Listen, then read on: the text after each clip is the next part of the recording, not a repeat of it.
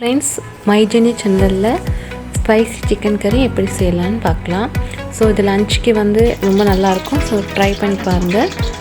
First எண்ணெய் ஊற்றி கருவேப்பட்டை, ஏலக்காய், ரம்பை, கருவேப்பிலை போட்டு வதக்கிடுங்க. வதக்கிறதுக்கு பிறகு இஞ்சி பூண்டு பேஸ்ட் போட்டு அதையும் நல்ல எண்ணெயில் வதக்கிக்கணும்.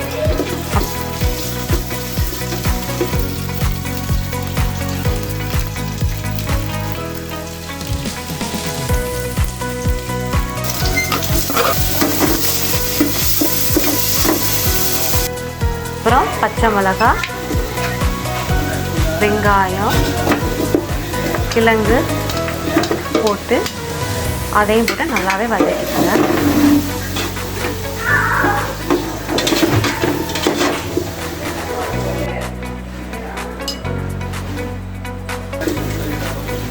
அப்புறம் தக்காளி 2 வெட்டி போட்டு அதையும் நல்லாவே வதக்கிக்கணும். நல்ல எண்ணெயில் நல்லா வதக்கிக்கணும். அப்புறம் உப்பு கொஞ்சம் போட நல்லாவே வதங்கப்படும். உப்பு போட்டு நல்லா வதக்கிக்கணும். அப்புறம் 1 டீஸ்பூன் மஞ்சள், 2 டீஸ்பூன் மிளகாய் தூள் போட்டு வதக்கிக்கோங்க. ஸோ உங்கள் காரத்துக்கு ஏற்ப போடுங்க. எண்ணெயில் மிளகுத்தூள் கொஞ்சம் போட்டு வதக்கக்குள்ள நல்லா கலர் நல்லா கிடைக்கும்.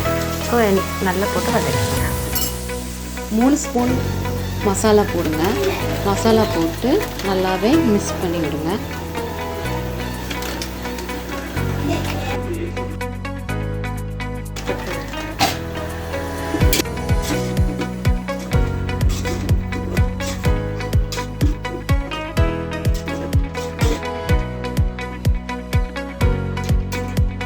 இப்போ சிக்கன் எல்லாம் போடுங்க. சிக்கனை போட்டுட்டு நல்லா அதிலே மசாலா மிக்ஸ் ஆகிற அளவுக்கு சிக்கனை போட்டு நல்லாவே வதக்கி எடுத்துக்கோங்க. நல்லா வதக்கி எடுத்துக்கணும்.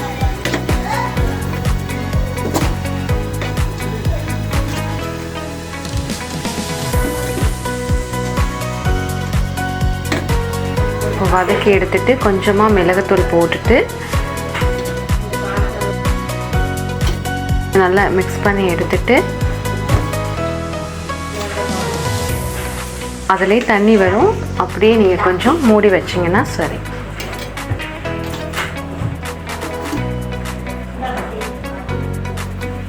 மூடினதுக்கு பிறகு பாருங்கள், கொஞ்சம் குக்காகி இருக்கும். கொஞ்சம் எல்லாமே நல்லா கலந்து விட்டுட்டு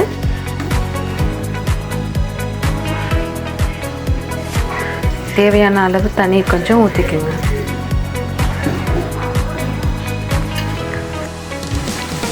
முதல்ல வெங்காயம் வேக வைக்கிறதுக்கு உப்பு கொஞ்சம் போட்டோம்.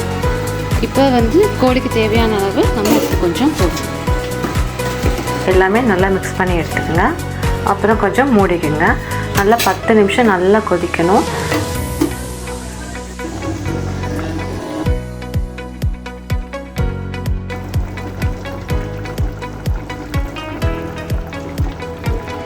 கொதிச்சதுக்கு பிறகு தேங்காய் பாலை நீங்கள் ஊற்றிக்கணும். தேங்காய் பால் ஊற்றுனதுக்கு பிறகு கறி நல்லா திக்னஸாக இருக்கும். 10 நிமிஷம் நல்லா சிக்கன் வேகணும்.